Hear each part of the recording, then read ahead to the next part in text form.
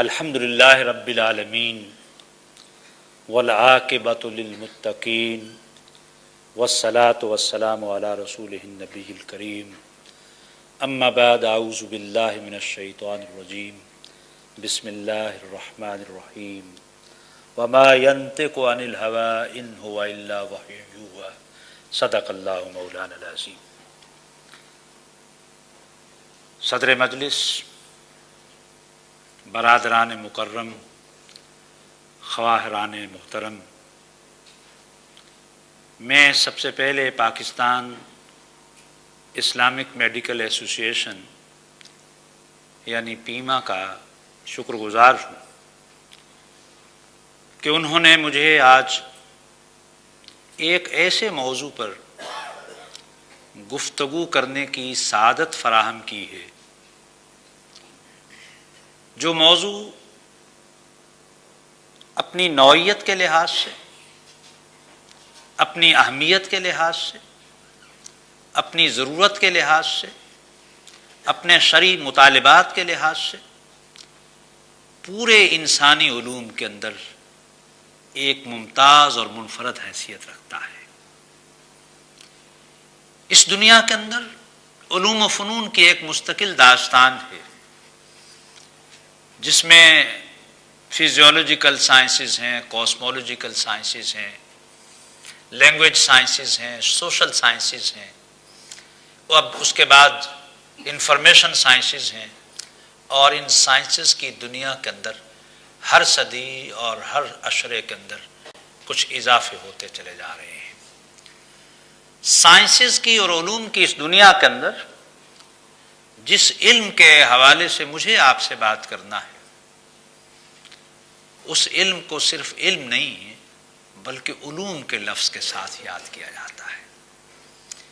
اس دنیا میں دو موضوعات ایسے ہیں جن موضوعات کو پلورل سینس کے اندر استعمال کیا جاتا ہے، ایک علوم القرآن ہے اور دوسرے علوم الحدیث ہے۔ یوں یہ ایک علم ہے لیکن اس کے ارد گرد فنون کا اور علوم کا ایک بہت بڑا جہان جو ہے وہ وابستہ ہے۔ اس بات کا اندازہ اس سے بھی لگائیے کہ قرآن مجید کی مثال اس دنیا میں بہت سارے ٹیکسٹ اور متون موجود تھے۔ قرآن مجید کی طرح زبور بھی موجود ہے، انجیل بھی موجود ہے، تورات بھی موجود ہے، بلکہ ایک آسمانی روایت کے مطابق 1,24,000 انبیاء میں سے 314 صحائف مختلف انبیاء کرام اور رسولان معظم کو دیے گئے ہیں۔ ہرچند کہ ہمیں یہ علم نہیں ہے قرآن، تورات، زبور اور انجیل کے علاوہ جو 4 بنیادی کتابیں ہیں وہ صحائف کی نوعیت کیا تھی، کن انبیاء کو کتنے صحائف دیے گئے، ان کی زبان کیا تھی، ان کا سبجیکٹ میٹر کیا تھا، کنٹینٹس کیا تھے۔ آج صرف قرآن مجید سے ہمیں یہ اندازہ ہوتا ہے صحف ابراہیم و موسیٰ کہ ہم نے ابراہیم علیہ السلام کو بھی کوئی صحائف اور اسکرپچرز دیے تھے اور اسی طرح سے دوسرے انبیاء کو بھی دیے ہیں۔ اس لحاظ سے ہم یہ سمجھتے ہیں کہ قرآن مجید جو ٹیکسٹ ہے اس کے سملر نوعیت کے ٹیکسٹ دنیا کے اندر موجود رہے ہیں۔ آسمانی مذاہب میں، غیر آسمانی مذاہب میں بھی بہت سارے ٹیکسٹ موجود ہیں۔ ہندو مت کے اندر سب سے زیادہ اس کے ٹیکسٹ ہیں، مہابھارت ہے، رامائن ہے، رگ ویدا ہے اور دوسرے ویداس ہیں۔ پھر اس کے بعد ہمارے سامنے بھگوت گیتا ہے، اپنشد ہے، ستیارتھ پرکاش ہے۔ اسی طرح سے وہ مذاہب جو ہمارے ہاں شمال مشرقی خطوں کے اندر پائے جاتے ہیں، جیسے تاؤزم ہے، شنتوئزم ہے، بدھ مت ہے، جین مت ہے، پھر اس کے بعد کنفیوشس ہیں، ان کے بھی ٹیکسٹ کسی نہ کسی درجے میں ہمارے سامنے ہیں۔ پھر اس سے مغرب کی جانب،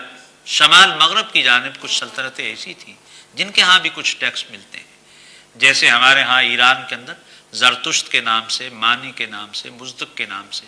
کچھ مذہبی رہنما ہوئے، اور زرتشت کی تعلیمات جو پہلے یند میں، پھر پایند میں، اور اب ان کا ایک خلاصہ جو ہے ہمارے پاس آوستہ کے نام سے موجود ہے۔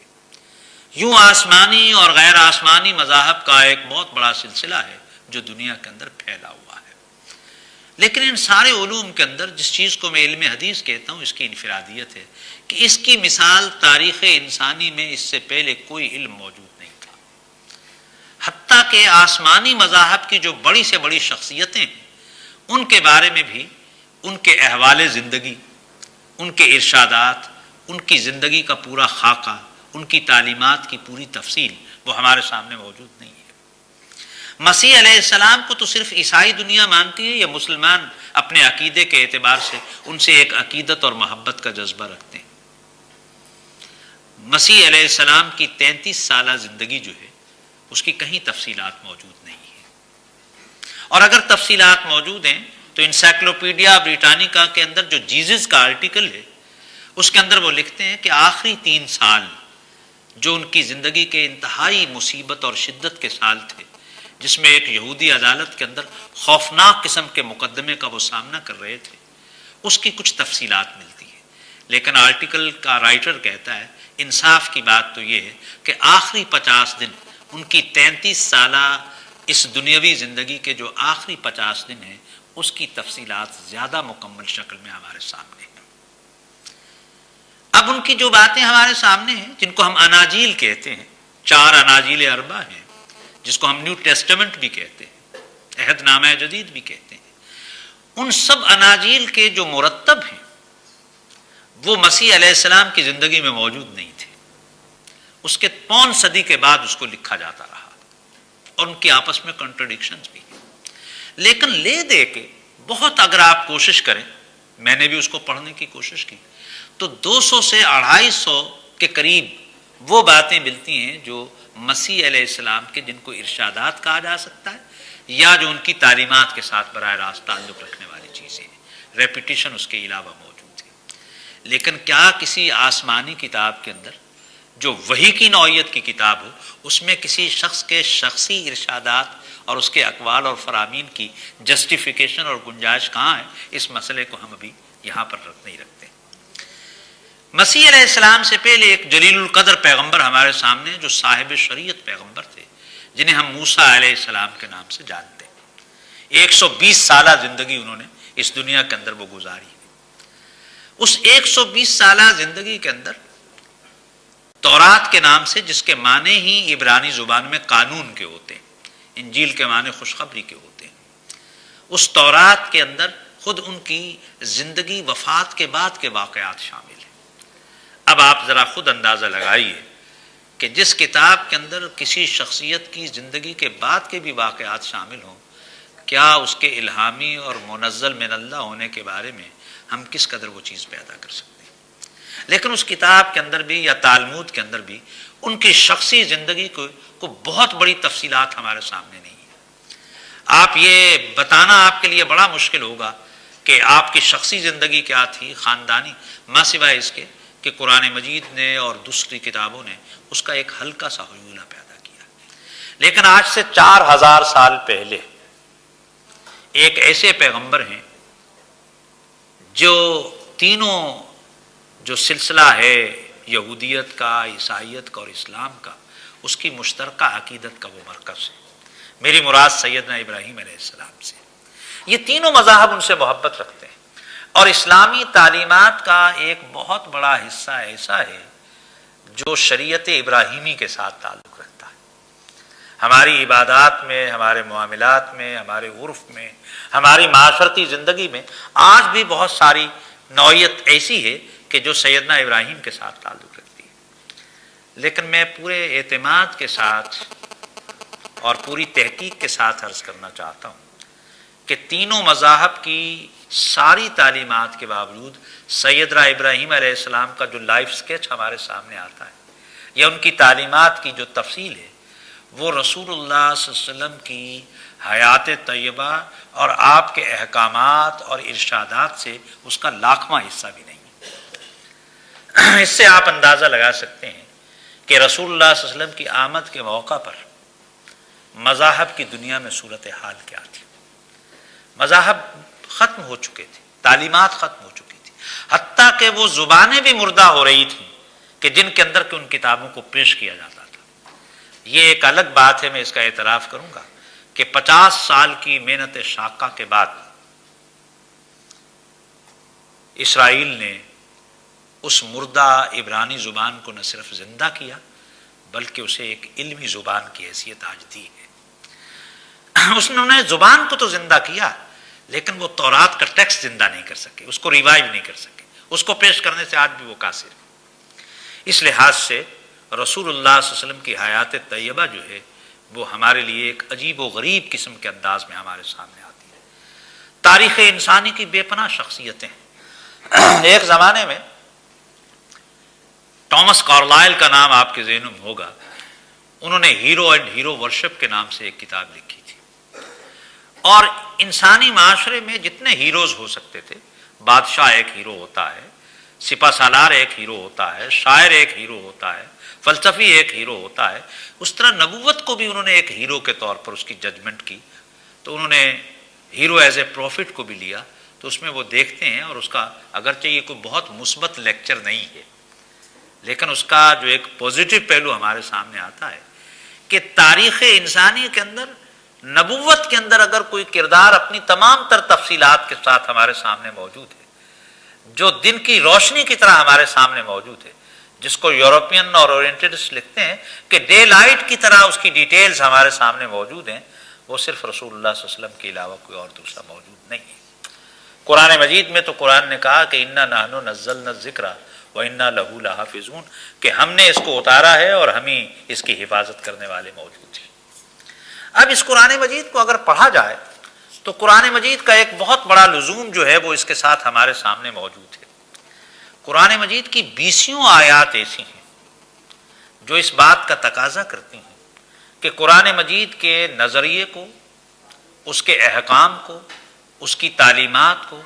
اس کے فرامین کو، اس کے انیکٹمنٹس کو اور اس کے سٹیچوز پر اس وقت تک عمل نہیں کیا جا سکتا ہے جب تک کہ پیغمبر کی زندگی آپ کے سامنے موجود نہ ہو۔ قرآن کا ٹیکسٹ اس ریکوائرمنٹ کو خود بار بار پیش کرتا ہے کہ ہمارے سامنے اس شخصیت کی تمام تر زندگی اور اس کے احکام اور اس کے فرامین، کیونکہ قرآن یہ چاہتا ہے کہ اس تھیری کا ایک رول ماڈل آپ کے سامنے پیش کرے، اور اس رول ماڈل کو قرآن مجید نے اسوہ حسنہ کہا ہے۔ لقد کان لکم فی رسول اللہ اسوۃ حسنہ، کہ اس پیغمبر کی زندگی کو ہم نے تمہارے سامنے ایک ماڈل کے طور پر پیش کیا۔ اب یہ ناممکن تھا کہ قرآن یہ کہے کہ ہم ماڈل پیش کر رہے ہیں، اور ماڈل بھی صرف ماڈل نہیں، اسوہ حسنہ ماڈل آف ایکسیلنس ہے، جو تاریخ انسانی کے اندر آخری رول ماڈل کے طور پر پیش کیا جا رہا ہے۔ اب یہ کیسے ممکن تھا؟ ختم نبوت کا تقاضا تھا۔ اللہ تعالیٰ نے جو عہد قرآن مجید کے اندر باندھا کہ یہ ہم آخری ماڈل آپ کو عطا کر رہے ہیں، یہ کیسے ممکن تھا کہ اس ماڈل کی زندگی کی تمام تر تفصیلات کو محفوظ نہ کیا جاتا؟ قرآن مجید کی حفاظت کا تقاضا اس میں تھا کہ اس ماڈل کا بھی حفاظت کی جائے، وگرنہ قرآن مجید کی ساری حفاظت بے معنی ہے۔ اس لیے کہ قرآن کا کوئی ایک حکم ایسا نہیں ہے جو رسول اللہ صلی اللہ علیہ وسلم کی ایکسپلینیشن اور ان السٹریشنز کے بغیر آپ سمجھ سکیں، کوئی ایک بھی نہیں۔ جساس نے 500 کے قریب احکامات ہمارے سامنے پیش کیے۔ قرآن مجید کی 6666 آیتوں میں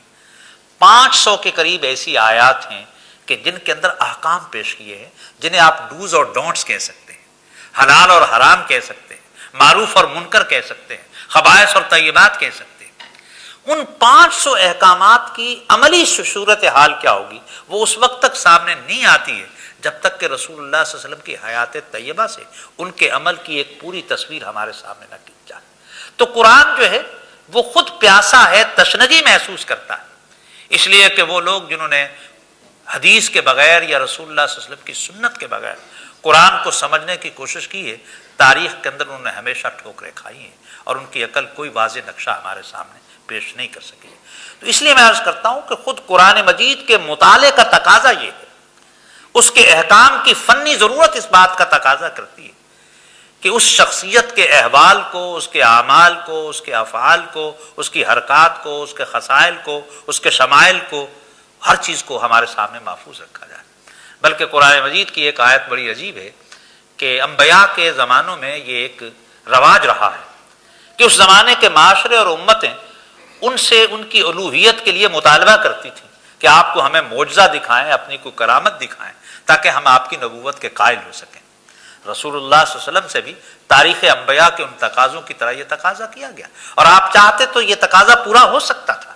ناممکنات میں سے نہیں تھا، لیکن تاریخ انسانی کی یہ واحد مثال ہے، اور قرآن اس مثال کو کہتا ہے فَقَدْ لَبِثْتُ فِيكُمْ عُمْرًا مِّن قَبْلِهِ أَفَلَا تَعْقِلُونَ، کہ میں نے تمہارے درمیان اس سے پہلے ایک عمر گزاری ہے، 40 سال کی زندگی تمہارے سامنے گزری، اور اگر یہ 40 سالہ زندگی کے بارے میں تم عقل نہیں رکھتے، کیا یہ میری زندگی تمہارے سامنے کوئی تفصیل، کوئی نمونہ، کوئی کردار، کوئی سیرت پیش نہیں کرتی؟ دنیا کے اندر یہ واحد مثال ہے کہ ایک پیغمبر نے، اور اس کو قرآن کوٹ کر رہا ہے، کہ ایک پیغمبر اپنی نبوت کے استدلال اور استشہاد کے لیے اپنی ذاتی زندگی کو مثال کے طور پر پیش کر رہا ہے۔ بڑی مشکل بات ہے کہ اس لیے کہ عربوں کے اندر وہ ذاتی زندگی کس طرح سے سامنے آتی تھی۔ آپ لوگوں کے سامنے، میرے پاس وقت بھی نہیں ہے اور آپ لوگوں کے سامنے یہ چیز موجود نہیں ہے کہ عربوں کی خاندانی اور قبائلی زندگی کے اندر شخصیتیں کس اعتبار سے محفوظ ہوتی تھی۔ وہ قوم جو اپنے گھوڑوں اور اونٹوں کا نسب بھی بحال رکھتی تھی اور اس کو محفوظ کرتی تھی، انسانوں کے حوالے سے تو بڑا عجیب و غریب ہے۔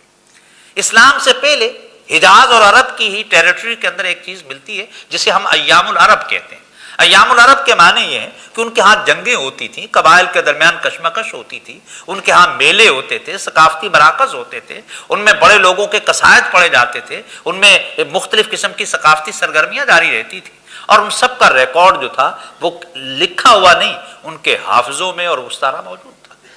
رسول اللہ صلی اللہ علیہ وسلم کے اپنے زمانے میں 313 صرف شاعرات خواتین گزری ہیں، ان کا کلام موجود ہے، اس وقت لکھا ہوا نہیں تھا، لیکن حافظوں کی مدد سے وہ دنیا کے اندر منتقل ہوتا چلا گیا۔ تو یہ جو وربل ٹریڈیشن ایک پوری کی پوری چل رہی ہے، اس کے اندر رسول اللہ صلی اللہ علیہ وسلم کی حیات طیبہ پورے طور پر ان کے سامنے موجود تھی۔ ہمیں معلوم ہے کہ آپ کی زندگی کے ابتدائی معاملات کیا ہیں، بلکہ تاریخ کا ایک عجیب و غریب مرحلہ ہے۔ آپ کے شجرہ نسب کے اعتبار سے، آپ کی جو انسیسٹری ہے اس کے اعتبار سے پوری تفصیلات ہمارے سامنے موجود ہیں، ایک ایک چیز اس کے اندر وہ موجود ہے۔ آپ کے والدین، آپ کے ددھیال، آپ کے ننھیال، آپ کا خاندان، ان کی ساری صورتحال، آپ کا بچپن، آپ کے بچپن کی ایک ایک تفصیل، اس کے بعد زندگی کے مراحل کے اندر وہ ساری کی ساری شکلیں اور صورتیں، اس کے اندر کچھ واقعات جو ہیں وہ آپ کی سیرت کو ڈپکٹ کرتے ہوئے نظر آتے ہیں، اور یہ زمانہ جاہلیت کے ہیں۔ ابھی آپ نبوت سے سرفراز نہیں ہوئے، نبوت کا اعلان نہیں ہوا، اگرچہ نبوت سے پہلے کی بھی 40 سالہ زندگی ایک پاکیزگی اور تقدس کا نمونہ ہے، لیکن وہ نبوت کا نمونہ نہیں ہے، اس کے اندر کوئی احکامات موجود نہیں ہیں۔ اس زندگی کے اندر ابھی آپ کی حیات طیبہ صرف 20 سال کی تھی کہ اس زمانے کے اندر عربوں نے ایک سوشل کانٹریکٹ اپنے اندر پیدا کیا کہ کچھ لوگ آتے تھے اور ان کے ساتھ ناانصافیاں ہوتی تھی، تو وہاں پر ایک حلف الفضول ایک کانٹریکٹ تھا، سوشل کانٹریکٹ، جس پر سائن کیے گئے۔ چونکہ اس معاہدے کے اندر فضل نامی لوگ بہت زیادہ تھے، لہذا اس معاہدے کا نام ہی حلف الفضول رکھا گیا، اور وہ آج وہ ہمارے سامنے موجود ہے۔ 5 سطروں کی وہ دستاویز جو اپنے اندر بڑی حکمت رکھتی ہے، اور رسول اللہ صلی اللہ علیہ وسلم was one of the signatories, اس میں آپ نے دستخط فرمائے، آپ نے اپنا اس کے توثیق کی اس کے ساتھ اپنے۔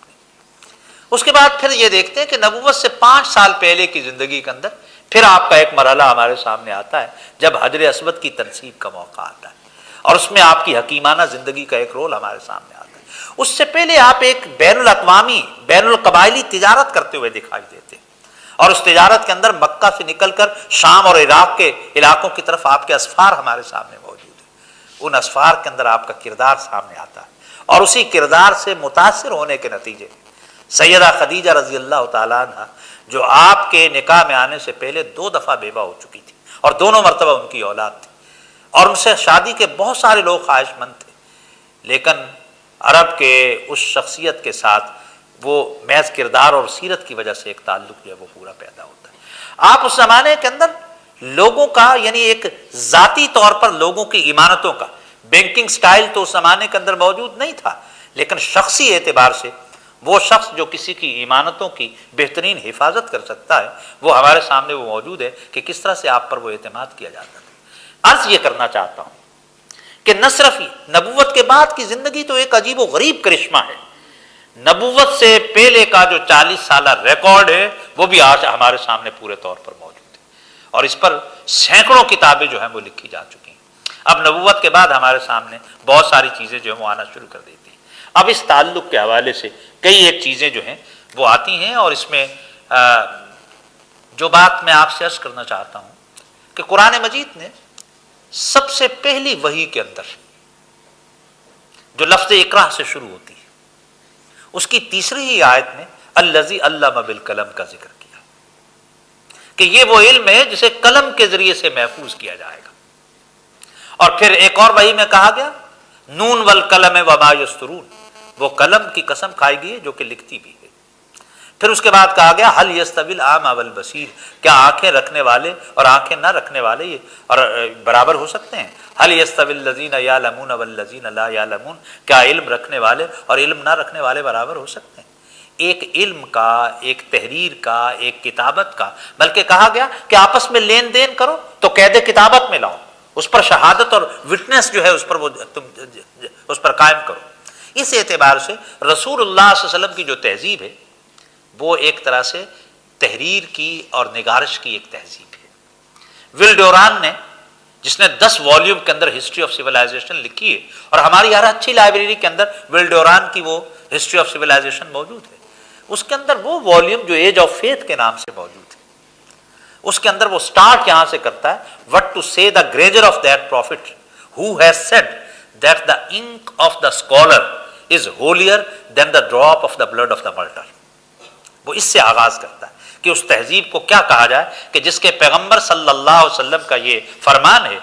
کہ عالم کے قلم کی روشنائی جو ہے وہ شہید کے خون کے قطرے سے بھی زیادہ افضل ہے. اب شہید تو بڑی عجیب چیز ہے، لیکن عالم کے قلم کی روشنائی کو اس لیے افضل کہا گیا کہ عالم کے قلم کی روشنائی سینکڑوں شہداء کے جذبات کو جنم دے سکتی، وہ ایک تحریک پیدا کر سکتی، وہ جذبوں کے لیے اس کو چینلائز کر سکتی. اس اعتبار سے اگر آپ دیکھیں تو اسلامی تہذیب، رسول اللہ صلی اللہ علیہ وسلم کی تہذیب جو ہے وہ بنیادی اعتبار سے ایک تحریر کی، ایک علم کی، ایک تحقیق کی روایت کو ہمارے سامنے لاتی ہے. یہی وجہ ہے کہ رسول اللہ صلی اللہ علیہ وسلم کے زمانے میں کل 17 آدمی تھے جو عرب کے پورے معاشرے میں لکھنا اور پڑھنا جانتے تھے، اور ان 17 آدمی بھی بکھرے ہوئے تھے، خط ہیری یا خط نبتی کے اندر وہ لکھا کرتے تھے. لیکن رسول اللہ صلی اللہ علیہ وسلم کے اس علمی ورثے سے اور نبوت کے اس نظام سے اور الذی علم بالقلم کی تعلیم کے نتیجے میں ہم یہ دیکھتے ہیں کہ 50 لوگ تو وہ تھے جو قرآن کیلیگرافسٹ تھے. 50 کم از کم لوگ ہمیں وہ ملتے ہیں جو صرف قرآن مجید کی جب بھی وحی آتی تھی اس کی کتابت کرتے تھے، کراطیس کے اندر اس کو لکھتے تھے. ایک لکھنے کا یہ معیار تھا. اور ابتدا میں اس بات کی بھی کوشش کی گئی کہ کہیں یہ لکھنا دوسری چیز کے ساتھ مشترک نہ ہو جائے، لہٰذا بعض مواقع پر آپ نے کہا کہ قرآن کے علاوہ کچھ نہ لکھو،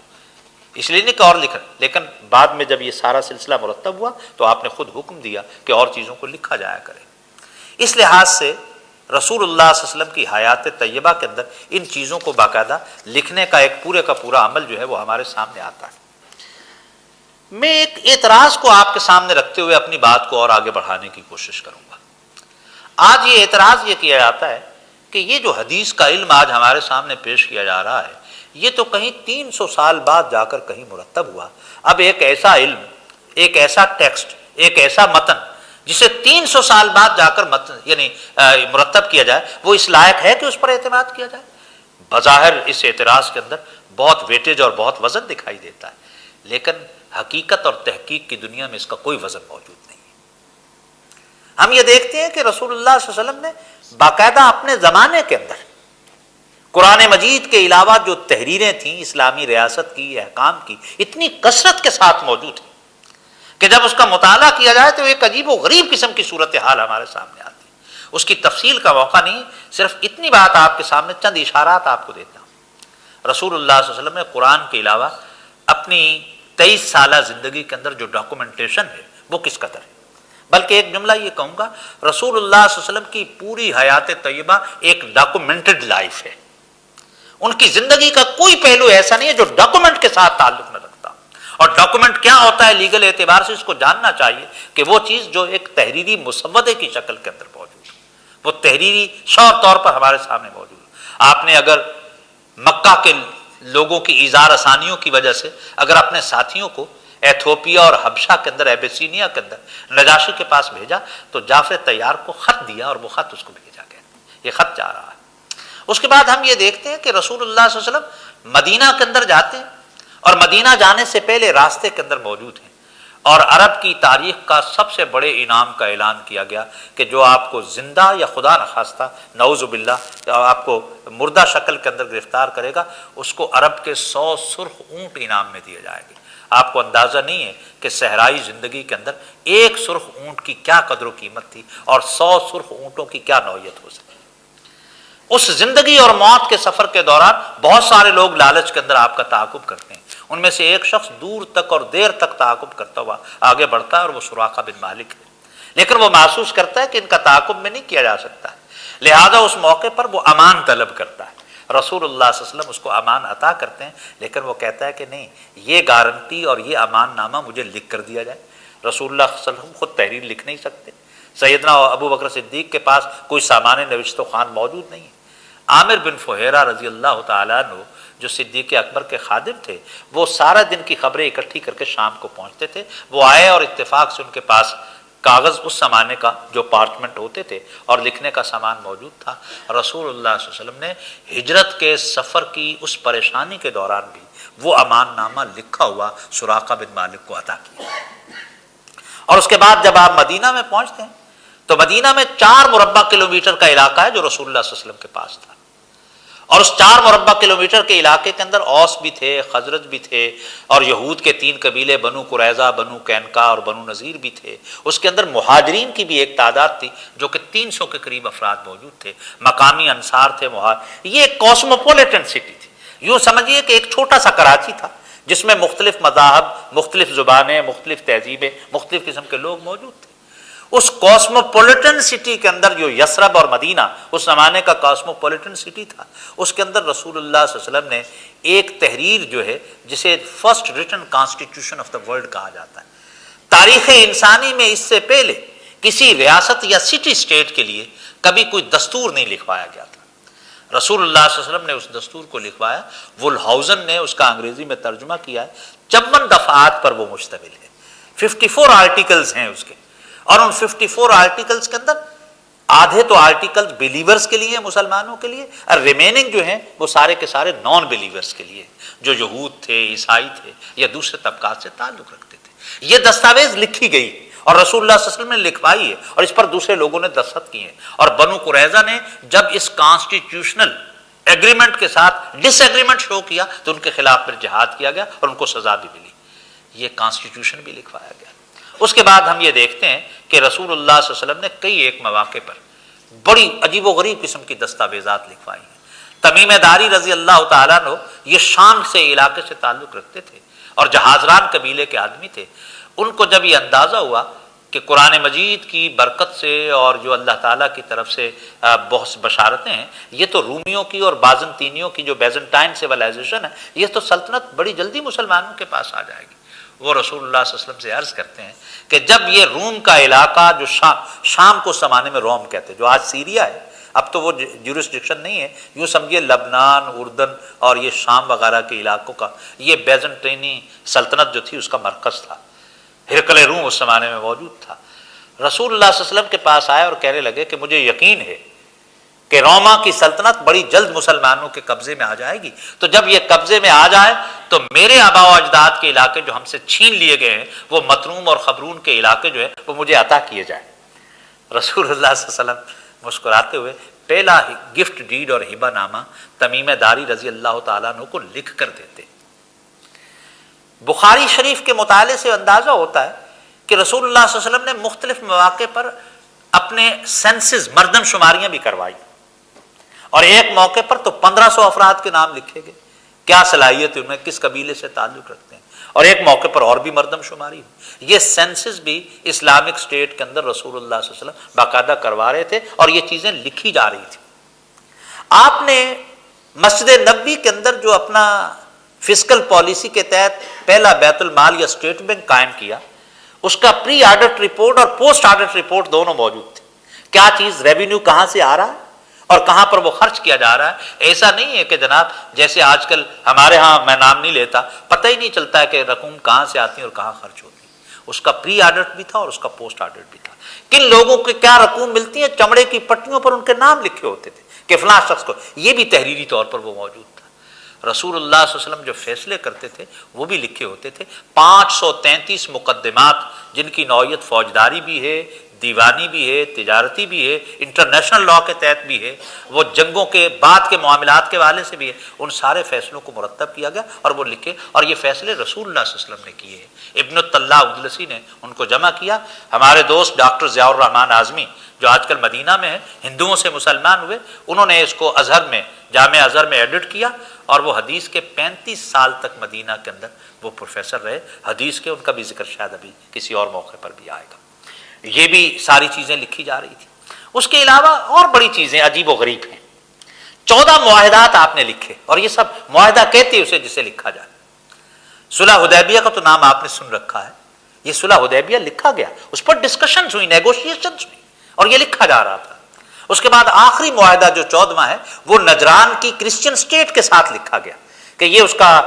یعنی نمبر 1 میمورینڈم آف انڈرسٹینڈنگ تھا. یہ نمبر 1 2 3 4 5 ساری باتیں اس میں طے کی جا رہی تھی، لکھا جا رہا تھا. یہ ڈاکومنٹس تھے جو لکھے جا رہے تھے.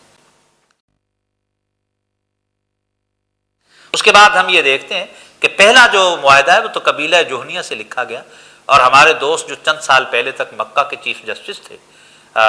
استاد محمد جونی، ان سے میں ملا تو یہ معاہدے ان کے پاس موجود تھے. 14 معاہدے لکھے گئے. اس سے آگے چلیے، آپ نے کم از کم 104 لیٹرز، خطوط لکھے ہیں اس زمانے کے بادشاہوں کو، قبائل کے رؤساء کو، ان کے اکابر کو. یہ 104 خط ہیں. ان خطوں کے اندر یہ نہیں ہے کہ سیالکوٹ کے اندر سرجری کے اوزار کی قیمت کیا ہے، اور کھیلوں کا سامان کس قیمت پہ بکے گا، اور فلاں علاقے کے اندر چاول کا کیا ریٹ ہے اور کاٹن کا کیا ریٹ ہے. یہ لیٹرز پڑھیے، اس کا اندازہ ہو. اور ان خطوط کا پہلا مجموعہ جس سرزمین میں آپ بیٹھے ہوئے، سندھ کی سرزمین میں، یہ خطوط سب سے پہلے مرتب ہوئے ہیں. ابو جعفر دوئلی نے اس کو کیا. یہ 104 خط لکھے گئے. خط تو لکھا جاتا ہے، یہ لکھے گئے. اور رسالات النبویہ یہ باقاعدہ پورے طور پر لکھے گئے. اس طرح سے رسول اللہ صلی اللہ علیہ وسلم کے بعض خطبات بھی لکھے گئے. رسول اللہ صلی اللہ علیہ وسلم نے وہ بیسک ہیومن رائٹس کا چارٹر جو آپ نے خطبہ حجۃ الوداع کے اندر آپ نے وہ پیش کیا، اس کے 47 آرٹیکلز ہیں. بلکہ ایک آخری بھی لیبلغ الشاہد الغائب کو اگر کہا جائے، اس کا ترجمہ یہ ہے کہ اب ان باتوں کو لیبلغ الشاہد الغائب، جو لوگ یہاں 1,40,000 کی تعداد میں موجود ہیں، وہ اب ان باتوں کو دوسروں تک پہنچائیں. یہ اس کا 48واں آرٹیکل ہے. لیکن چونکہ اس کے اندر بھی ایک حکم ہے لیکن حق نہیں ہے، یہ فہما. اور 71 توضیحات ہیں اس کی السٹریشنز. یمن کا ایک بہت بڑا شخص جو اکابرین میں سے تھا، اس نے رسول اللہ صلی اللہ علیہ وسلم سے کہا کہ یہ تو خطبہ اس شان کا ہے کہ اگر آپ میری درخواست قبول کریں اور شفقت فرمائیں تو مجھے یہ خطبہ لکھوا دیا جائے. رسول اللہ صلی اللہ علیہ وسلم نے فرمایا اکتبوا لابی شاہ، ابی شاہ کو یہ خطبہ لکھ کر دیا جائے. وہ 47 دفعات پر مشتمل بنیادی انسانی حقوق کی وہ دستاویز. آج لوگ کہتے ہیں کہ میگنا کارٹا جو 1215 میں کنگ جان کے زمانے میں تھا، اگر آپ لندن سے ٹیمز کے کنارے ڈیوک آف ونسر کے محل کی طرف جائیں تو اس کے لیفٹ سائڈ پہ وہ میگنا کارٹا موجود ہے. اس کا 63 آرٹیکل اس کے دفعات ہیں. پڑھ کر شرم آتی ہے کہ کیا دنیا کے اندر یہ بنیادی حقوق کی دستاویز ہے میگنا کارٹا کی. لیکن جب قوموں کا ذہن مرعوب ہو جاتا ہے تو ان کو پھر میگنا کارٹا بھی بنیادی حقوق کی دستاویز نظر آتی ہے. 63 ہے اس کے اندر. 1791 کے اندر امریکہ کا بل آف رائٹ سامنے آتا ہے، اس کو دیکھیے. انقلاب فرانس کے اندر، فرانس کے کانسٹیٹیوشن کے اندر ہمیں 2 مرتبہ اس کے اندر بنیادی حقوق کا ذکر ملتا ہے. اور اس کے بعد پھر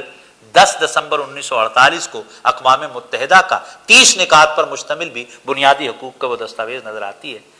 آپ کے اس شہر کے ایک بہت بڑے فاضل آدمی نے، ڈاکٹر نثار احمد صاحب نے، جو کراچی یونیورسٹی میں شعبہ اسلامی تاریخ کے اندر رہے اور ڈاکٹر اشتاق حسین قریشی کے شاگرد تھے، انہوں نے اس خطبہ حجۃ الوداع کو باقاعدہ آرٹیکل وائز لکھا ہے اور اس کا کمپیریزن کیا ان سب کے ساتھ. یہ ساری چیزیں یہ بھی لکھی جا رہی تھی. اس کے علاوہ ڈاکٹر محمد حمید اللہ نے 1942 میں الوثائق السیاسیہ کے نام سے جو اپنی کتاب مرتب کی ہے، اس میں یہ سارے ڈاکومنٹس جمع کر دیے گئے.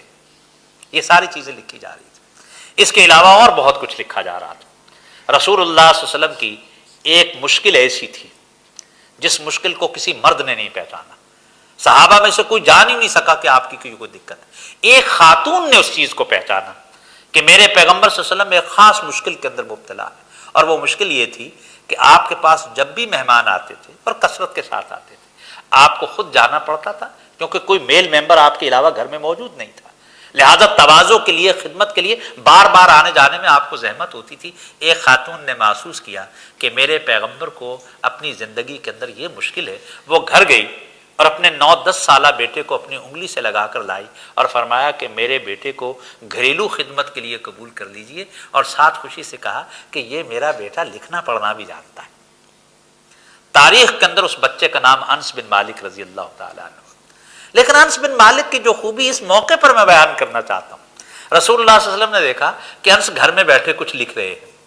تو فرمایا تم کیا لکھتے ہو؟ کہتے جی سارا دن جو میں آپ کو گفتگو کرتے دیکھتا ہوں، کوئی کام کرتے دیکھتا ہوں، آپ لباس کیسے پہنتے ہیں، آپ نہاتے کیسے ہیں، آپ وضو کیسے کرتے ہیں، آپ بات کیسے کرتے ہیں، آپ سوتے کیسے ہیں، آپ لباس کیسے پہنتے ہیں، اپنی ازواج مطہرات سے آپ گفتگو کیسے کرتے ہیں، طرز عمل ان کے ساتھ میں اس کو لکھ لیتا ہوں۔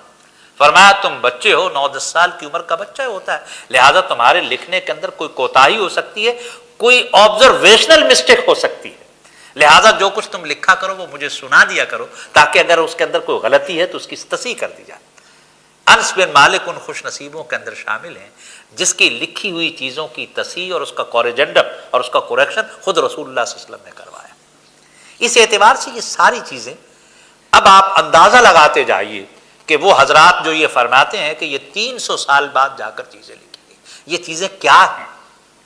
جو میں نے 8-10 قسم کی چیزیں آپ کے سامنے بیان کی ہیں۔ اور اس کے بعد پھر دیکھیے رسول اللہ صلی اللہ علیہ وسلم نے بعض لوگوں کو احکام دیے۔ ایک شخص نے کہا،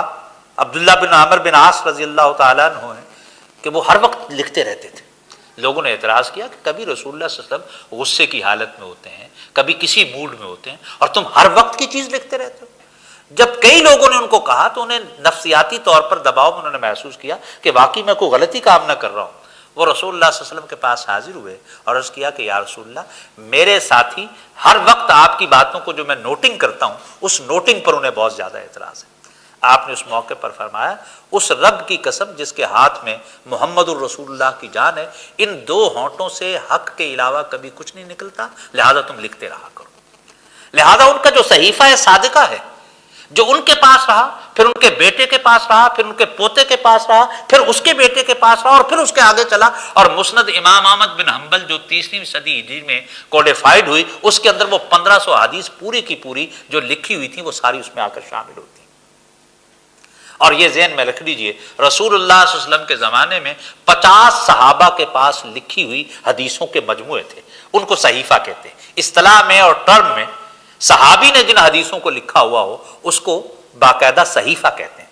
اور ایسے صحابہ کی تعداد 50 سے متجاوز ہے جن کے پاس یہ لکھے ہوئے صحائف موجود تھے، اور ان میں سے 5000 سے لے 20 سے لے کر 5000 تک حدیثیں اس کے اندر موجود تھیں۔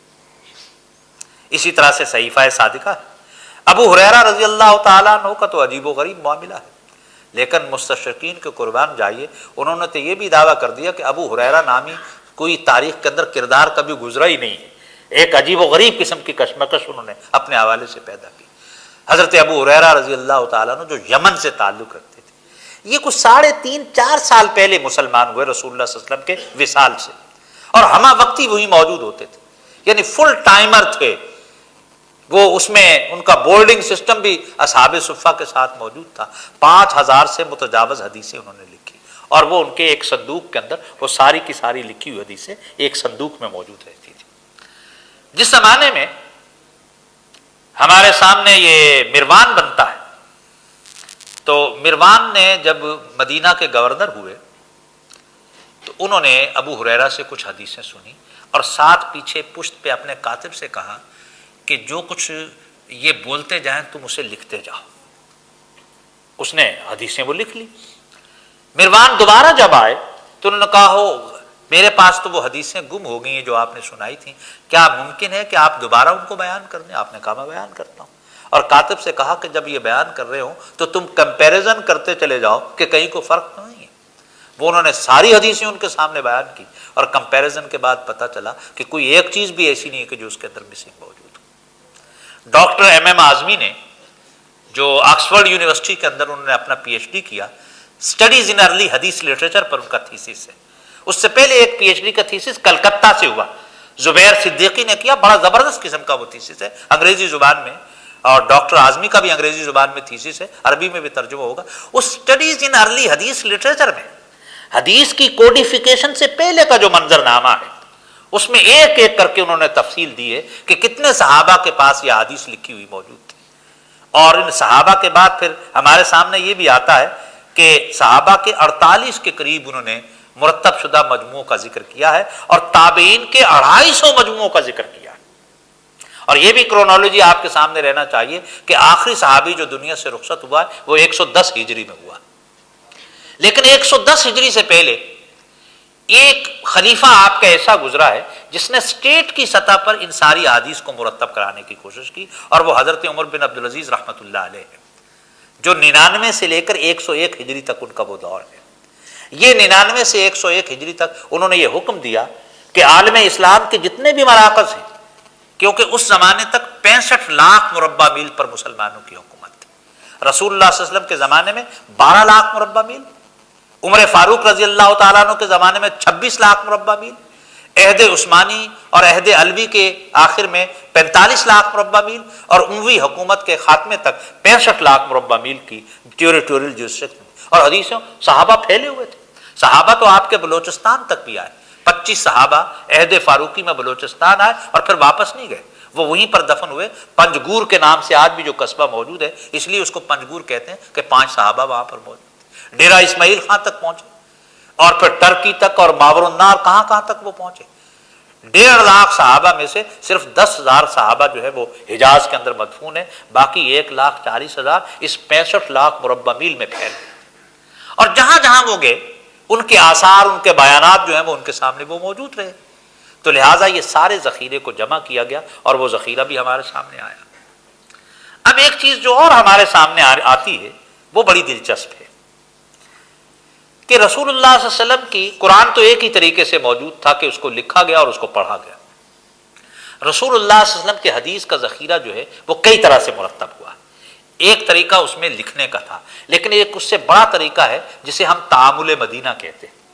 اس لیے حدیث کی تعریف یہ ہے کہ رسول اللہ صلی اللہ علیہ وسلم کے قول، فعل اور تقریر کو حدیث کہتے ہیں. قول سے مراد ہے کہ کوئی بات آپ نے فرمائی ہو، فعل سے مراد یہ ہے کہ کوئی کام آپ نے کیا ہو، لیکن یہ تقریر جو تیسری بات اس میں آئی ہے یہ بڑی ہی دلچسپ ہے. اور پوری دنیا کی تاریخ کے اندر جب سے انسانیت بنی اور جب تک رہے گی یہ صرف ایک فرد کو اعزاز حاصل ہے کہ اس کی خاموشی بھی قانون کا درجہ رکھتی ہے. پوری انسانی تاریخ کی ایک واحد شخصیت جس کی خاموشی قانون کا درجہ رکھتی ہے، وہ اس لیے کہ اگر کوئی شخص 1.5 لاکھ صحابہ نے حضور صلی اللہ علیہ وسلم کے سامنے کوئی نہ کوئی کام کیا، اگر اس کام کے اندر کوئی نقص تھا تو آپ نے اس کو واضح کر دیا کہ تمہارا یہ معاملہ درست نہیں. کسی نے وضو صحیح نہیں کیا، آپ نے فرمایا پھر کرو. کسی نے نماز میں صحیح نہیں پڑھی، آپ نے کہا یہ کہا. کسی نے تیمم کا، یعنی وہ مسائل فتاوی آپ کے سامنے مسائل ہوئے. اگر کسی شخص نے رسول اللہ صلی اللہ علیہ وسلم کے سامنے کوئی عمل کیا اور آپ نے دیکھا اور آپ نے اس پر خاموشی اختیار کر لی تو عمل کسی دوسرے کا ہے، لیکن رسول اللہ صلی اللہ علیہ وسلم کی خاموشی اس دوسرے کے کام کو ایک قانون کا درجہ عطا کر دیتی ہے، اور اس کو اصطلاح میں تقریر کہتے ہیں.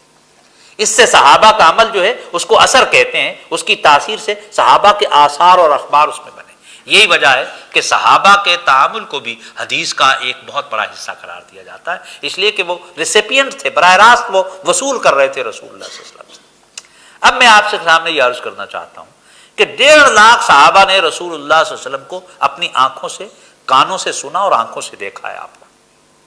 اور بعض کام تو ایسے کہ ایک آدمی کے سامنے نہیں ہوئے. مثلا نماز کو ایک دن تو نہیں نہ پڑھی گئی، کئی سالوں تک پڑھی گئی. روزہ ایک دفعہ نہیں رکھا گیا، مسلسل رکھے گئے.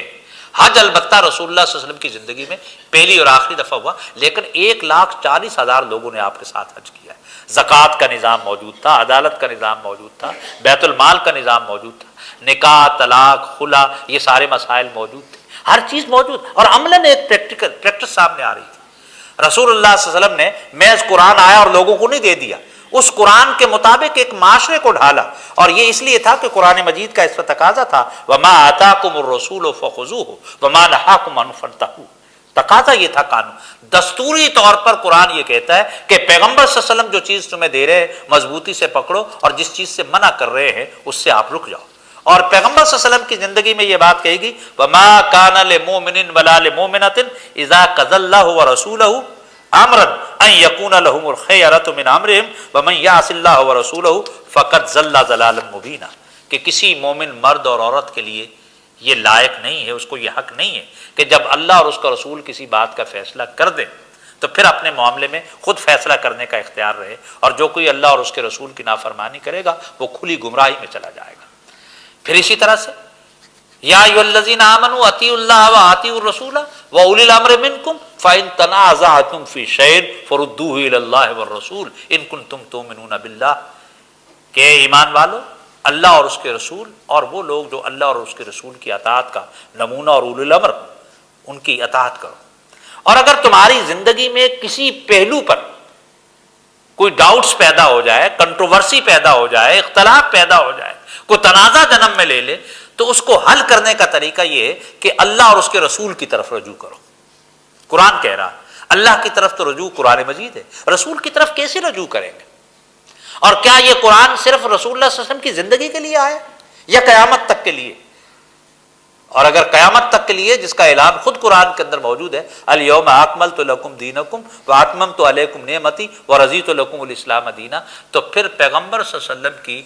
اس کی سنت کو ہر طرح سے محفوظ رہنا چاہیے، اور اگر وہ محفوظ نہیں ہے تو قیامت تک کے لیے اس سے رہنمائی کیسے لی جا سکے گی، اپنے تنازعات کو کیسے دور کیا جا سکے گا؟ اور اس سے زیادہ سخت دستوری بات قرآن نے کہی فلا وربک لا یؤمنون حتی یحکموک فیما شجر بینہم ثم لا یجدوا فی انفسہم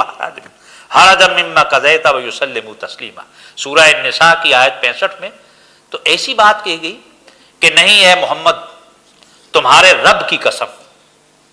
یہ کبھی مومن نہیں ہو سکتے جب تک اپنے باہمی اختلافات میں یہ تم کو فیصلہ کرنے والا نہ مان لے، اور پھر جو کچھ تم فیصلہ کرو اپنے دل میں کوئی تنگی محسوس نہ کریں بلکہ سر بسر اس کو تسلیم کر لیں۔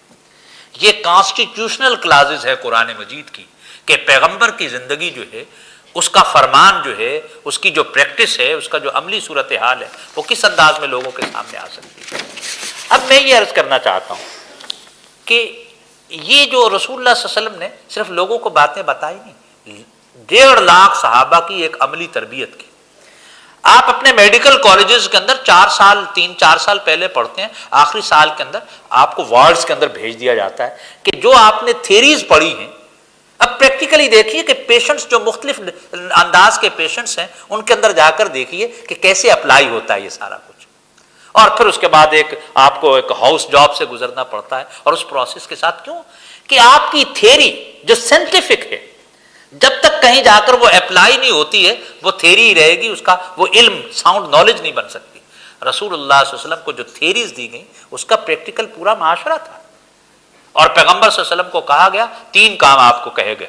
وَيُزَكِّيهِمْ وَيُعَلِّمُهُمُ الْكِتَابَ وَالْحِكْمَةَ، پہلا کام وَيَتْلُو عَلَيْهِمْ آيَاتِهِ، یہ پیغمبر قرآن کی آیات تلاوت کرے گا، اور پھر وَيُزَكِّيهِمْ، ان آیات کے ذریعے سے تمہارا تزکیہ کرے گا، تمہیں اچھا انسان بنائے گا۔ ایک اچھا سٹیزن، مسلم سٹیزن کیسے بن سکتا ہے، وہ بنائے گا یہ تمہیں، اور یہ ایک پروسیس تھا کہ ہیومن سائیکی کو کیسے بدلا جائے، انسان کیسے بنایا جائے، اس نفس امارہ کو نفس مطمئنہ میں کیسے بدلا جائے۔ یہ 1.5 لاکھ صحابہ کے ساتھ یہ پروسیس جاری رہا، اور یہ تاریخ انسانی کا سب سے بڑا کرشمہ ہے کہ آپ نے ایک ایسی جماعت کو تیار کیا جو اس تصور زندگی کا ایک عملی قالب کے اندر ڈھلا ہوا ایک معاشرہ دکھائی دیتا ہے۔ پھر آپ نے اسٹیٹ قائم کی ہے، ان تعلیمات کا جو کولیکٹیو آسپیکٹ تھا اس کے مطابق ایک اسٹیٹ ہے، اور وہ اسٹیٹ آپ نے پہلے دن سے قائم کی جب آپ مدینہ میں تشریف لے گئے۔ معاشرہ تو مکہ میں پیدا کر دیا لیکن اسٹیٹ مدینہ میں قائم ہوئی، اور اس اسٹیٹ کا ایک ایک پہلو آپریٹو تھا۔ اسی لیے آپ نے فرمایا کہ میرے اور میرے خلفائے راشدین کی سنت تمہارے سامنے ہے، اور وہ سارا کا ایک اسٹیٹ کا ڈھانچہ پورا، اور اس اسٹیٹ کے جتنے آرگنز ہو سکتے ہیں اس میں جنگ بھی ہے، اور کتنا محفوظ کیا گیا۔ تاریخ انسانی کے اندر اتنا اسٹیٹسٹکس کہیں جمع نہیں۔ آج ہمیں معلوم ہے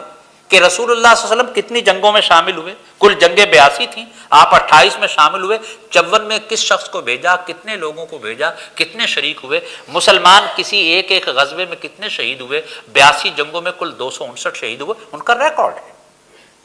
کیا آج کا جدید ترین دنیا بھی ایسے ریکارڈ کو پیش کر سکتی؟ 259 صحابہ شہید ہوئے، 759 کفار مارے گئے،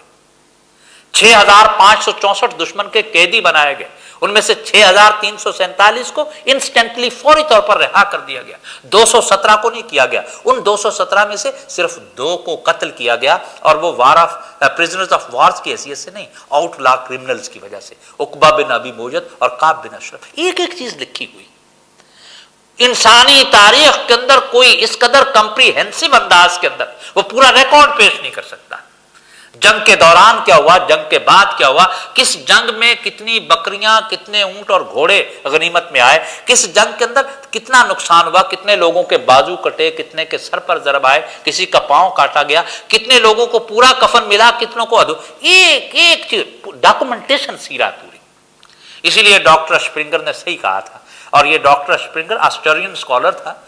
جو کلکتہ کے اندر رائل ایشیاٹک سوسائٹی میں تھا۔ اس نے ایک کتاب مسلمانوں کی الاصابہ فی تمییز صحابہ ایڈٹ کی، اور اس کا جب اس نے دیباچہ لکھا، اس کا پریفیس، تو اس میں یہ لکھا کہ یہ مسلمان عجیب و غریب قوم ہیں کہ اپنے ایک پیغمبر کی زندگی کو محفوظ کرتے کرتے انہوں نے مزید 5 لاکھ لوگوں کی زندگیاں محفوظ کر دی۔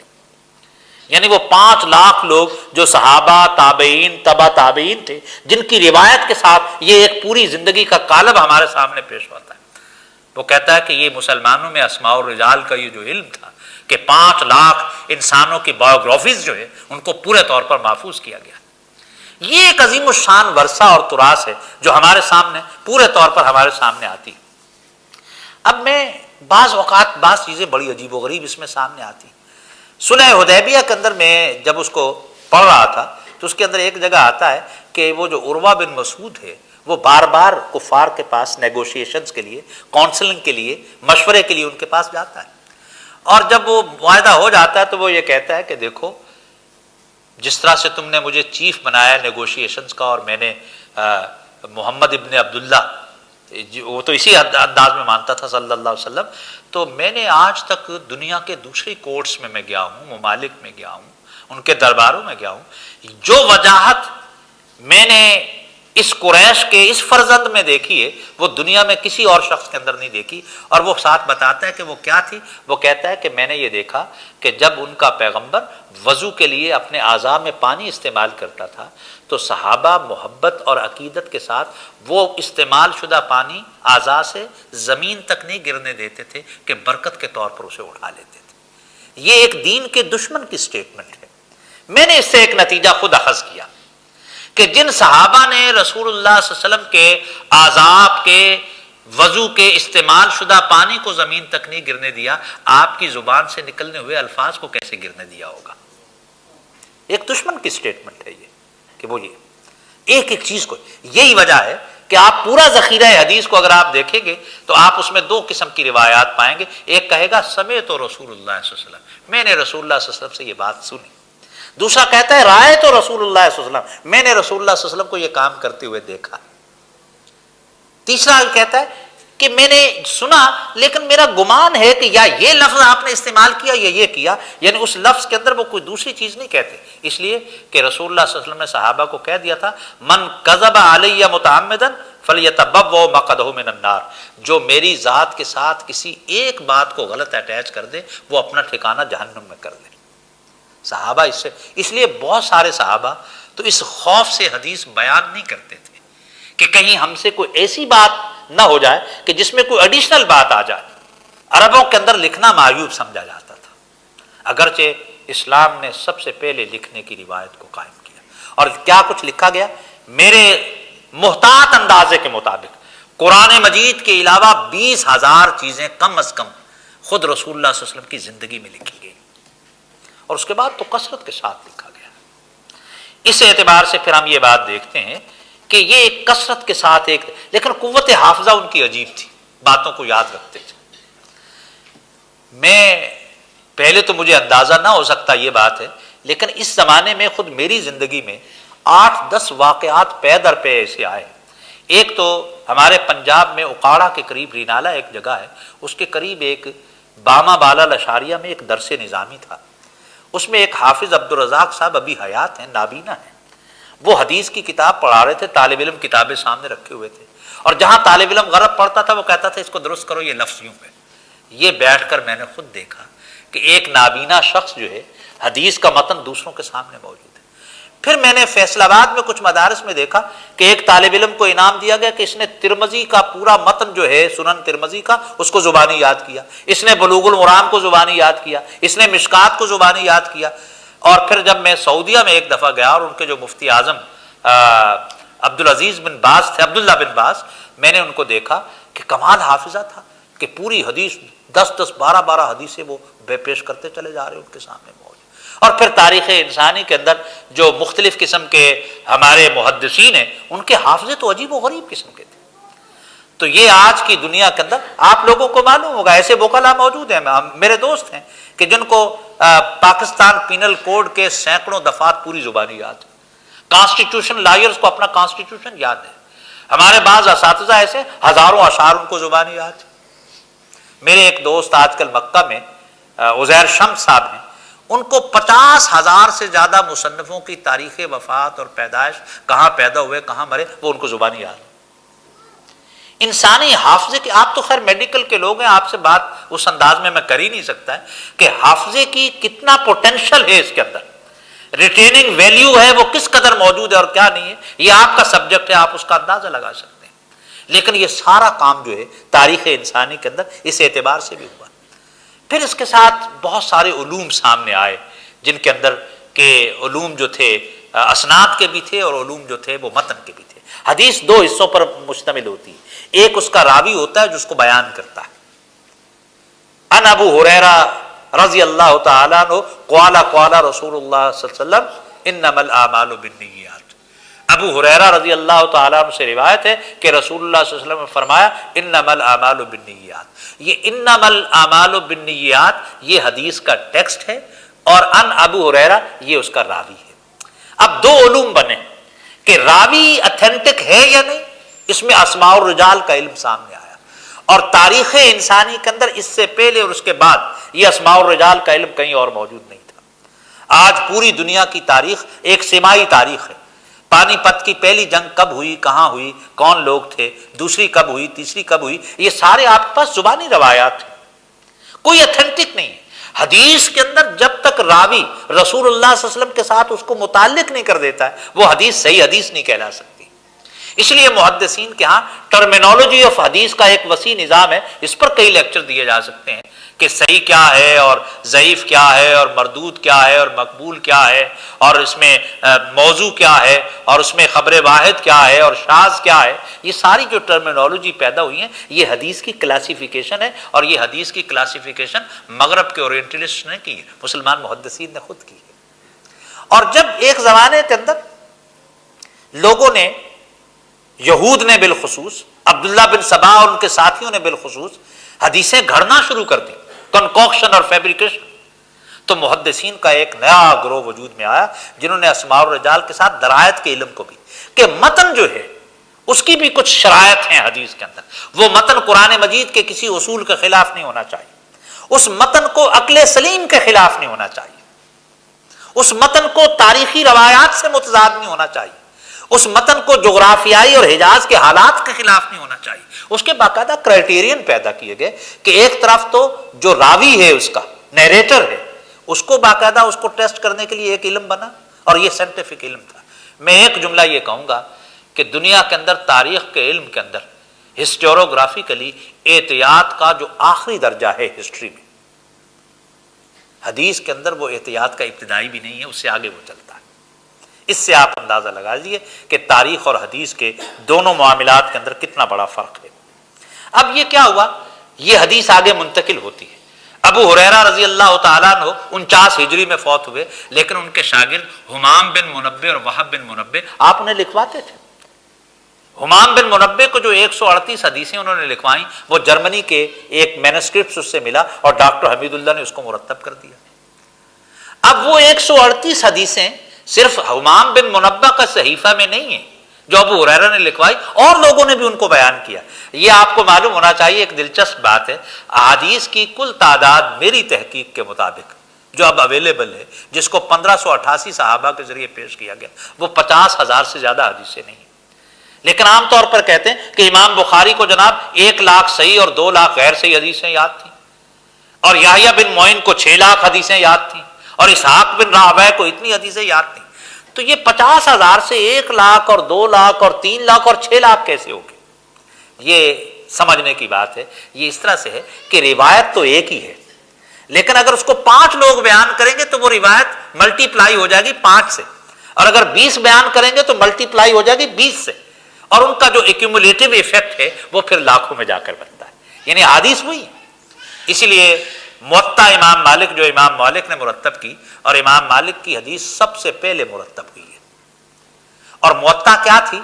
تعامل مدینہ کی بنیاد پر انہوں نے اس کو بنایا کہ رسول اللہ صلی اللہ علیہ وسلم کا جو عمل مدینہ میں آخری تھا اس کی بیس پر حدیثیں، اس لیے موطا کے اندر صرف 1710 حدیثیں ہیں۔ ان 50,000 حدیثوں میں سے امام مالک نے موطا امام مالک کے اندر، جس کا شاہ ولی اللہ نے فارسی اور عربی دونوں میں اس کی شرح لکھی ہے، اس موطا کا 1710 حدیثیں ہیں جو تعامل مدینہ پر مبنی ہیں۔ لیکن دیکھیے جب ہارون رشید نے یہ بات کہی کہ موطا جیسی کتاب جو تعامل مدینہ یعنی رسول اللہ صلی اللہ علیہ وسلم کا عمل مدینہ میں آخری کیا تھا اس کی بنیاد پر ہے، تو کیا میں اسے اپنی اسٹیٹ کا دستور العمل بنا دوں؟ تو امام مالک نے اس کی اجازت نہیں دی، اس درجہ وہ محتاط تھے اس بات کے اندر۔ وگرنہ ہم جیسا آدمی ہوتا اور اس کو کہا جائے کہ تمہاری باتیں اور مرتب کردہ چیز کو ہم اسٹیٹ کا دستور العمل اور کانسٹیٹیوشن بنا رہے ہیں تو وہ پھولا نہ سماتا، لیکن آپ نے نہیں کیا ہے۔ اس کے بعد پھر ہمارے پاس اب مثلا اب میں آپ کو ایک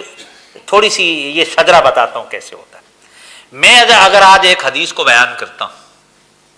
تو میں اس حدیث کو رسول اللہ صلی اللہ علیہ وسلم تک کیسے وہ پہنچتی ہے، اس کی سند، ہر حدیث کی سند آج بھی 1430 سال پہلے ہر شخص جو حدیث آج دنیا میں پڑھا رہا ہے اس کے پاس ایک شجرہ ہے۔ عبد الجبار شاکر نے یہ حدیث اپنے استاد حافظ عبدالعزیز علوی سے پڑھی، انہوں نے وہ حدیث حافظ محمد گوندلوی سے پڑھی، انہوں نے وہ حدیث حافظ عبد المنان وزیر آبادی سے پڑھی، انہوں نے وہ حدیث دلی میں سید نذیر حسین شیخ الکل سے پڑھی، سید نذیر حسین نے وہ حدیث شاہ اسحاق دہلوی سے پڑھی، شاہ اسحاق دہلوی نے وہ حدیث شاہ ولی اللہ سے پڑھی، شاہ ولی اللہ نے وہ حدیث شوکانی سے پڑھی، شوکانی نے وہ حدیث کس سے، یعنی یوں چین چلتے چلتے چلتے چلتے رسول اللہ صلی اللہ علیہ وسلم تک پہنچتی ہے۔ کوئی ایک حدیث ایسی نہیں جس کی چین رسول اللہ صلی اللہ علیہ وسلم سے جا کر مل رہی۔ کیا تاریخ میں کوئی آدمی آپ بیٹھا ہوا بتا سکتا ہے کہ یہ پانی پت کی تیسری لڑائی جو تھی یہ کن کے درمیان ہوئی، اس کو پہلے کس نے بیان کیا، اس سے کس نے بیان کیا، اس نے کس؟ آپ پوری تاریخ کو بغیر کسی چین کے قبول کرتے۔ یہ حدیث جو ہے یہ چین کے ساتھ موجود ہے، جہاں کہیں انفصال اور انقطاع ہوتا ہی نہیں، ایک کنٹینیوٹی کا دائرہ ہے، اور جہاں وہ ہو جائے پھر احکام کے اندر وہ اسی طرح سے ہوتا ہے۔ یہی وجہ ہے کہ حدیث کے اندر کچھ لوگوں نے مختلف کتابیں، مثلا مسند امام احمد بن حنبل اور مسند اس کتاب کو کہتے ہیں جس میں صحابہ وار کمپینین وائز حدیثیں جمع کی جائے، ایک کمپینین کی حدیثیں ایک جگہ، دوسرے کی دوسری جگہ، اس کو پھر مسند کہتے ہیں۔ صحیح اس کتاب کو کہتے ہیں جس میں صرف صحیح حدیثیں، جس کو ٹائم آف دا ٹیسٹ پر آپ پرکھتے چلے جائیں اور اس میں کوئی فرق نہ آئے۔ یہی وجہ ہے کہ امام بخاری جیسا محدث، میرے پاس وقت نہیں ہے، باہر ایک کتاب سیرت البخاری جو ابھی ہم نے ایڈٹ کی ہے اس کو پڑھیں، آدمی حیرت میں ڈوب جاتا ہے کہ کیا انسانی تاریخ کے اندر اس سے زیادہ میریکلس ورک کوئی کر سکتا ہے جو امام بخاری نے کیا۔ یہی وجہ ہے کہ ان کی کتاب کو اصح الکتاب بعد کتاب اللہ کہتے ہیں، کہ اللہ کی کتاب کے بعد اگر دنیا میں کوئی صحیح ترین کتاب ہے تو وہ امام بخاری کی صحیح ہے۔ اور معلوم ہے کل اس میں 2600 حدیثیں ہیں۔ جس شخص کو 1,00,000 صحیح حدیثیں یاد تھی وہ 1,00,000 میں سے بھی 2600 کا انتخاب کر رہا ہے آپ کے سامنے، تاکہ اس پر کوئی کسی قسم کی انگلی نہ اٹھ سکے۔ 90,000 لوگوں نے براہ راست امام بخاری سے اس حدیث کو پڑھا ہے، اور ان کا مقام اور مرتبہ کیا تھا وقت نہیں ہے، یہ ایک نیا تقاضا کرتا ہے کہ یہ محدثین کی ذاتی علمی اور اخلاقی اور تحقیقی نوعیت اس کے بارے میں کیا تھی۔ یہ ایک عجیب و غریب بات ہے۔ اب بعض لوگوں نے یہ صحیح حدیثیں ہیں، صحیح کے بعد سنن ہیں، اور سنن وہ ہوتے ہیں جن میں رسول اللہ صلی اللہ علیہ وسلم کے اعمال کو پیش کیا جاتا ہے۔ صحیح بخاری اور صحیح مسلم یہ صحیح حدیثوں کا مجموعہ ہے، مختصر ہے۔ سنن میں سنن ابو داؤد ہے، سنن نسائی ہے، سنن ترمذی ہے، سنن ابن ماجہ ہے، اور ان 6 کتابوں کو صحاح ستہ کہتے ہیں کہ یہ حدیث کی 6 بہترین کتابیں۔ لیکن دونوں صحیح مسلم اور صحیح بخاری کے علاوہ سنن کے اندر کمزور اور ضعیف حدیثیں بھی ہیں، اور پھر موضوع حدیثیں وہ ہیں کہ جن کو کسی نے بنایا ہے۔ پھر محدثین نے خود موضوع حدیثوں کو ڈیفرینشیٹ کیا ہے۔ امام جوزی نے کتاب الموضوعات لکھی کہ یہ جھوٹی حدیث ہے۔ مثلا میں آپ کو ایک عجیب بتاتا ہوں۔ عام طور پر آپ اپنے اساتذہ سے آپ نے سنا ہوگا کہ اطلب العلم ولو کان بالصین، علم حاصل کرو خواہ تمہیں چین جانا پڑے، عام حالانکہ یہ رسول اللہ صلی اللہ علیہ وسلم کی کوئی حدیث نہیں ہے، موجود ہے۔ اور پھر محدثین نے بتایا ہے کہ یہ قول ہے کسی شخص کا، اور بعض اوقات ایسا ہوتا تھا کسی کے قول کے اندر جو ایک حسن، ایک اٹریکشن، ایک خوبصورتی ہوتی تھی، وہ لوگ اس کو رسول اللہ صلی اللہ علیہ وسلم سے بعض دفعہ منسوب کر دیتے تھے۔ یعنی اس کا باقاعدہ اس کے لیے لوگوں نے کام کیا، اس کا ایک علم ایجاد ہوا کہ کیسے کنکاکٹڈ اور فیبریکیٹڈ حدیث جو ہے وہ کس اعتبار سے کیا موجود ہے۔ لہٰذا یعنی اس پر امام جوزی نے 3 جلدوں میں وہ جھوٹی حدیثیں الگ جمع کی، اور ملا علی قاری نے الموضوع الکبیر سے پھر جھوٹی حدیثیں الگ جمع کر دی۔ اور اس دور کا سب سے بڑا محدث جس کا نام علامہ ناصر الدین البانی ہے، اور جو چند سال پہلے اس دنیا سے رخصت ہوئے، انہوں نے 50 کی 50,000 احادیث جو تھی ان میں سے ایک ایک پر حکم لگا دیا کہ یہ صحیح ہے تو کیوں صحیح ہے، اور یہ ضعیف ہے تو کیوں ضعیف ہے، اس کو باقاعدہ نکھار کر سامنے پیش کر دیا۔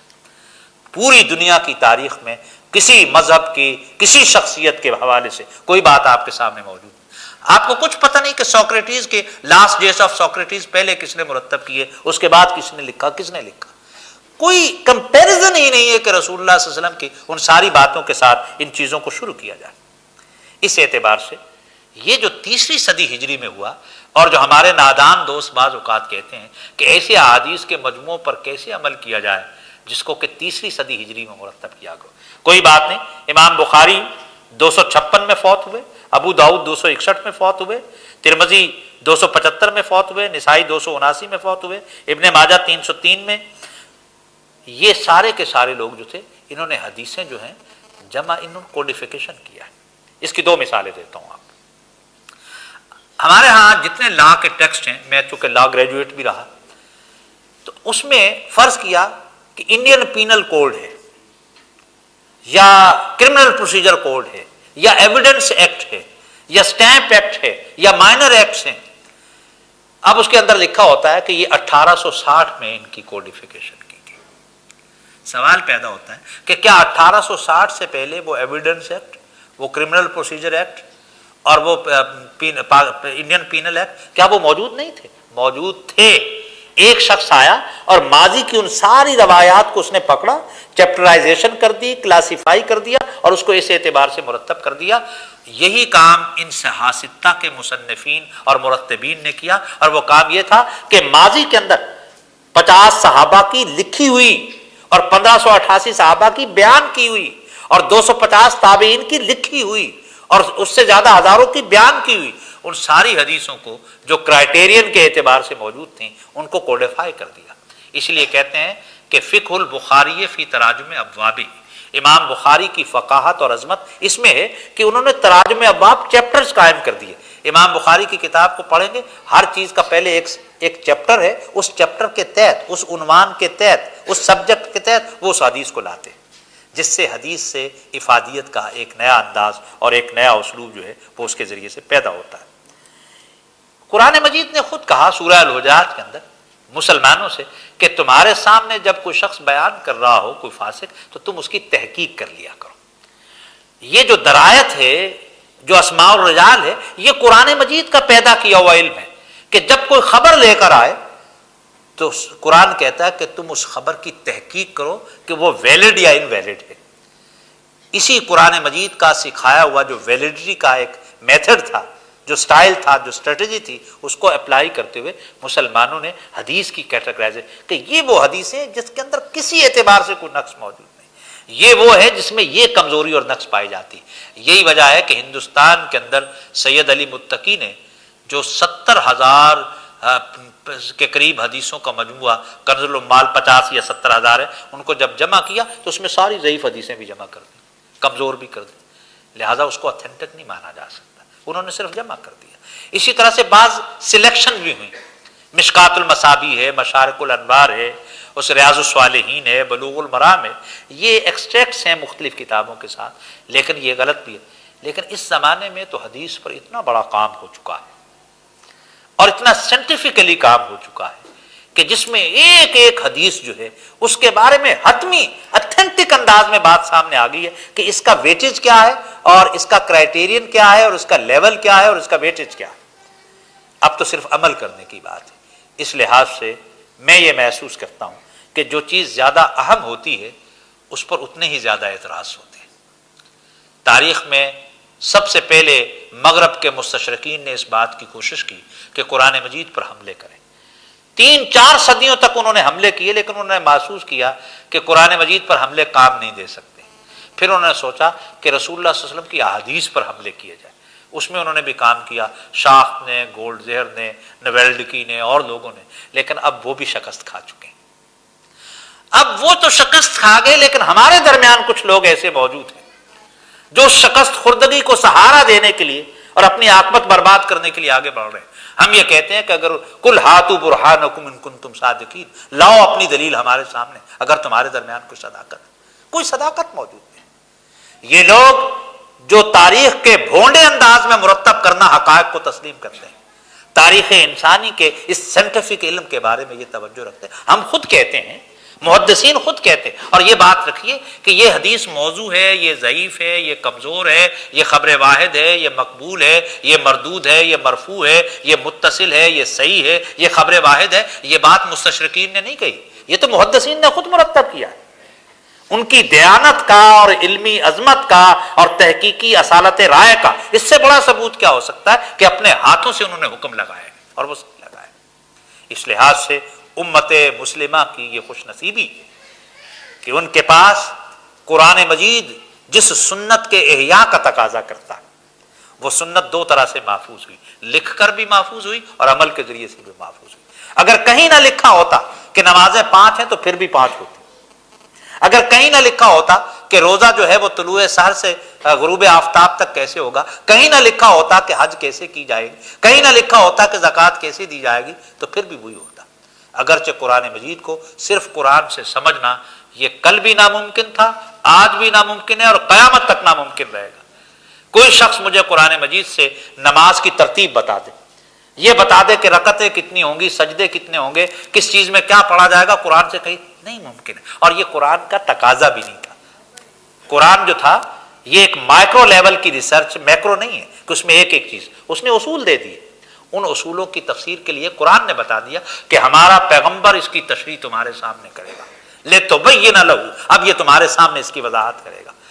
اب وَمَا آتَاكُمُ الرَّسُولُ فَخُذُوهُ وَنَهَاكُمْ وَانْتَهُوا، اب جو تمہیں یہ کہتا ہے اس کو کرو اور جو کہتا نہ کرو اس کو چھوڑ دو۔ تو قرآن نے پروفٹ صلی اللہ علیہ وسلم کو، پیغمبر صلی اللہ علیہ وسلم کو جس انداز میں متعارف کرایا ہے، ان کی ایک کانسٹیٹیوشنل حیثیت ہے، یہ محض عقیدت کی بات نہیں، ایک دستوری، ایک شرعی، ایک قانونی ایک حیثیت ہے کہ اس کے مطابق اختیار کیا جائے۔ یہ کیسے ہو سکتا تھا کہ قرآن ایک شخصیت کے اقوال کو، ارشادات کو، اعمال کو ایک شرعی اور قانونی اور دستوری حیثیت دے، اور شرعی اور قانونی اور دستوری حیثیت سے وہ چیز ہمارے سامنے موجود نہ ہو؟ یہ تو پھر قرآن کا تضاد ہوتا ہے، ایسا نہیں ہے۔ اللہ کی حکمت بالغہ نے قرآن کو بھی محفوظ رکھا اور رسول اللہ صلی اللہ علیہ وسلم کی لمحہ بلمحہ سیرت کو بھی محفوظ رکھا، بلکہ رسول اللہ صلی اللہ علیہ وسلم نے ایک موقع پر فرمایا اپنی ازواج مطہرات سے کہ تم رات کی تاریکی میں جو بات مجھ سے دیکھتی ہوں دن کی روشنی میں بیان کرو، اس لیے کہ پیغمبر کی زندگی کا کوئی گوشہ حکمت سے خالی نہیں ہوتا۔ یہی وجہ ہے کہ رسول اللہ صلی اللہ علیہ وسلم کے وصال کے بعد 50-55 ہجری تک ازواج مطہرات زندہ رہیں، اور ان ازواج مطہرات کے دروازے جو تھے وہ سوال و جواب ہوتے تھے۔ حضور کی سیرت کیا ہے؟ سیدہ عائشہ رضی اللہ تعالیٰ نے 2000 سے زائد احادیث بیان کی، اور اگر وہ احادیث نہ ہوتی عورتوں کے آدھے مسائل مردہ ہو جاتے۔ ہمارے دوست آج کل جو آکسفورڈ یونیورسٹی میں ڈاکٹر اکرم ندوی ہیں، انہوں نے 50 جلدوں میں ایک کتاب مرتب کی ہے جس میں صرف مسلمان محدثات کا ذکر ہے کہ وہ عورتیں جو مسلمانوں کی تاریخ میں محدث گزری ہیں، 50 جلدوں میں صرف اس کی کتاب، یہ ببلوگرافیکل کتاب ہے۔ میں اپنی بہنوں اور بیٹیوں کو بھی یہ عزت افزائی کا یہ پیسج دینا چاہتا تھا۔ آکسفورڈ یونیورسٹی کا پروفیسر ڈاکٹر اکرم ندوی 50 جلدوں میں ان عزت مآب خواتین کا تذکرہ کر رہا ہے جنہوں نے صرف حدیث کے علم میں، اس کے فن میں، اس کی ترسیل میں، اس کی کمیونیکیشن کے اندر کام کیا۔ اس اعتبار سے بہت سارے معاملات ایسے ہیں جسے میں آپ کے سامنے پیش نہیں کر سکا۔ میری آج کی گفتگو ایک سائنوپسس ہے، ایک آؤٹ لائننگ ہے کہ خود حدیث کیا ہے، اس کی اہمیت کیا ہے، اس کی ایک اسلامی معاشرے اور اسلامی ریاست کے لیے ضرورت کیا ہے، یہ ہماری زندگی کا ایک کمپلیٹ کوڈ کیسے ہے پیدا ہونے سے مرنے تک کے لیے، یہ ہماری سیکشن جتنے سوسائٹی کے سیگمنٹس ہیں ان کو کیسے یہ آپریٹ کرتا ہے۔ اس لحاظ سے میں نے چند باتیں انتہائی اختصار اور اشاروں کے ساتھ آپ کے سامنے رکھی ہیں، اور اللہ تعالیٰ ان کو قبول فرمائے۔ اور مجھے یقین ہے کہ اس کے بہت سارے پہلو ہیں جن کو آپ جاننا چاہے ہوں گے، وہ ہم چند سوالات کے ذریعے سے انشاءاللہ اس کو جاری و ساری رکھیں گے۔ وآخر دعوانا ان الحمد للہ رب العالمین۔